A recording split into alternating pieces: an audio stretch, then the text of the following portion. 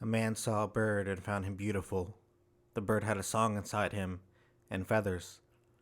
Sometimes the man felt like the bird, and sometimes the man felt like a stone, solid, inevitable.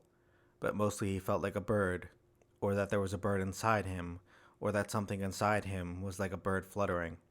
This went on for a long time. A man saw a bird and wanted to paint it. The problem, if there was one, was simply a problem with the question: why paint a bird? Why do anything at all? Not how, because hows are easy. Series or sequence, one foot after the other. But extensionally, why bother? What does it solve? And just because you want to paint a bird, do you actually paint a bird? It doesn't mean you've accomplished anything. Who gets to measure the distance between experience and its representation?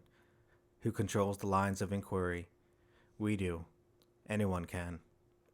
Blackbird, he says. So be it. Index and normative. But it isn't a bird. It's a man in a bird suit. Blue shoulders instead of feathers. Because he isn't looking at a bird, real bird, as he paints. He's looking at his heart, which is impossible. Unless his heart is a metaphor for his heart, as everything is a metaphor for itself. So that looking at the paint is like looking at a bird that isn't there, with a song in its throat that you don't want to hear but you paint anyway. The hand is a voice that you can sing, what the voice will not. And the hand wants to do something useful. Sometimes, at night, in bed, before I fall asleep, I think about a poem I might write. Someday about my heart, says the heart.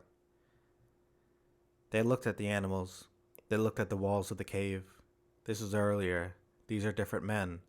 They painted in torchlight, red mostly, sometimes black. Mammoth, lion, horse, bear. Things on a wall, in profile or superimposed, dynamic and alert. They weren't animals, but they looked like animals. Enough like animals to make it confusing. Meant something, but the meaning was slippery.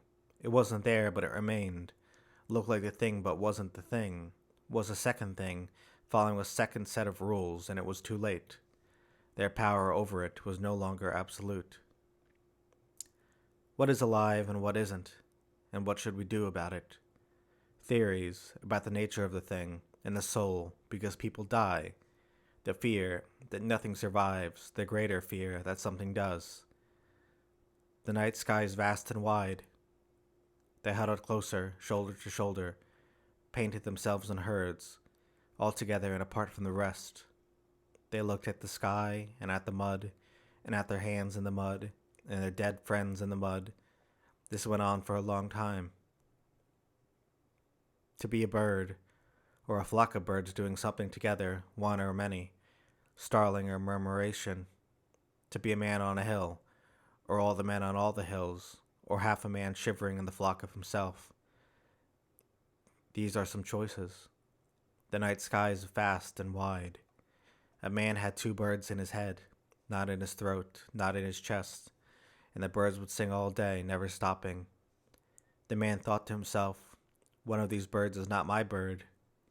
The birds agreed.